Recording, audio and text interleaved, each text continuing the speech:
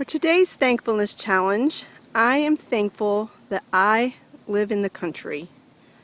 And I am not a city girl at all. I love my country living. This is the view from the end of my driveway. We do not own this field, but we get to enjoy watching the farmers work in it every year. We do not have any neighbors very close at all. In fact, those neighbors is my dad and my brother. And we live on the end of this dead-end road, so we have a very quiet life here. And so I'll walk you down my driveway and give you a little tour of our property. We have a little over, or almost 2 acres of land. Originally, there was 10 acres here that my parents owned.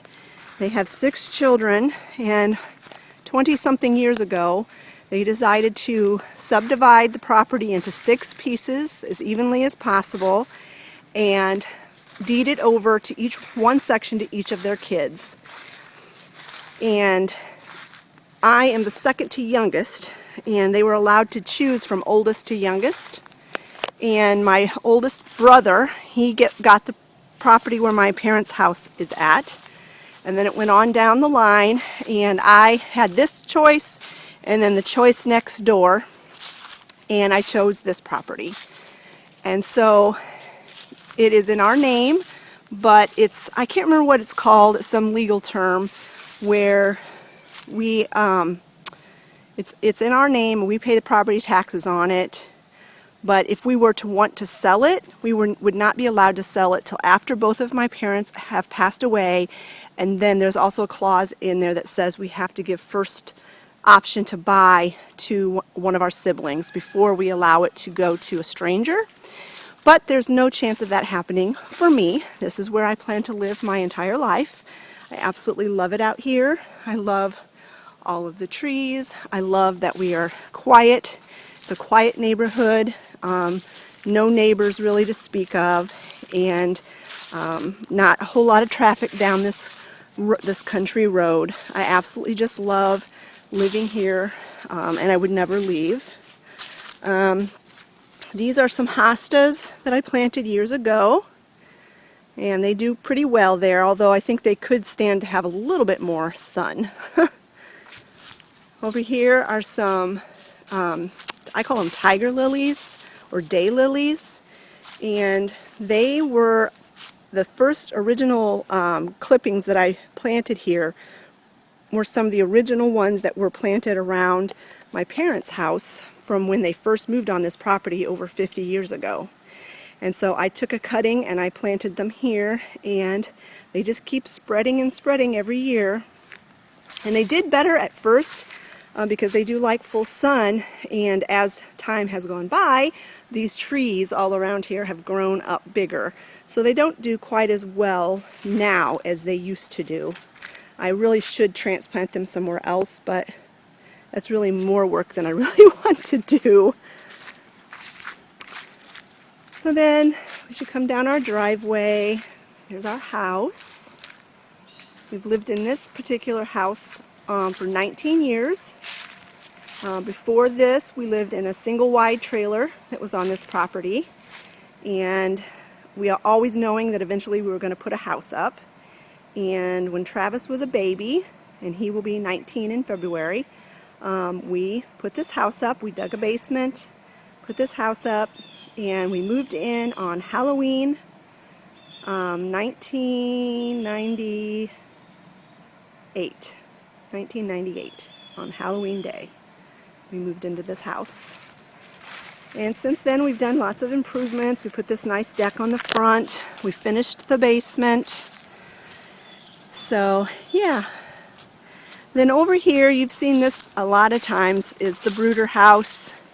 And technically it's not on my property, but considering it's on my sister's property and she doesn't live out here, she doesn't care if we have it on her property. And then the hen house is the bigger A-frame next to it. Those are my dad's hens, but someday they will become mine. He's already told me that. And then if you come back around the back side of the house, we have all these big pine trees here. And the only time these pine trees scare me is when there's a big storm. I'm always afraid they might fall on the house. But luckily, the storms usually don't come from that direction. So we've not had any of that. We did have one fall on our back fence one time though. That's the closest it ever came. And then on this side of the house is where my daughter's rabbits. She used to have 2 rabbits and one of them died this past year. So this is where her one rabbit is. And we tarp this up in the wintertime, and it's very protected here. It's a very protected spot. And then this is the backyard that's fenced in that you've seen a million times. It has my coop in it.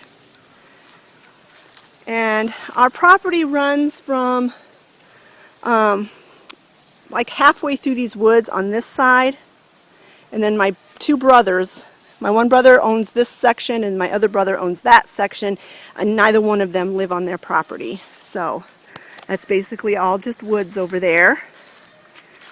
And then our property line goes clear back past this little woods here.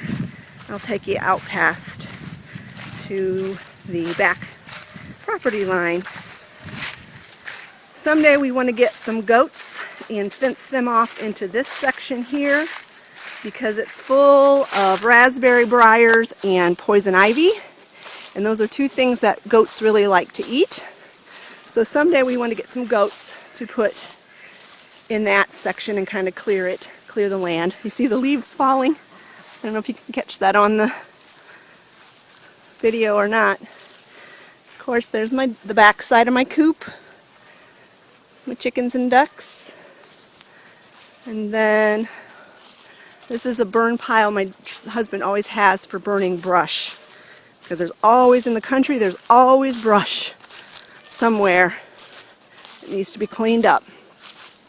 So he drags it back here and burns it. And our property line goes, I can't go clear to the back, but there's a fence back there, a fence line right before that back field, and that's how far back our property goes. Oliver, what are you doing clear back here? What are you doing back here, buddy? And then this is the back field of my dad. He sometimes farms this, and I'm thinking about doing something back in this back field next year. I'd like to plant some pumpkins and maybe some black-eyed peas or something back here. And then this is our little pet cemetery. This is where all of our feathered and furry friends wind up when they die. And that cat statuary is where my cat Rascal's buried.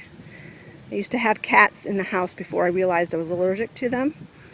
And he was old. He died of old age, and so we buried him out here. And then that's just metal that Scott pulls out of the burn pile, because sometimes he burns like mattresses and things that have metal frame. And once this pile gets big, he'll haul it off to the junkyard or something. He'll get rid of it. So that is the tour of my property. And I'm so thankful to live here. I just absolutely love it. No better place to live, in my opinion.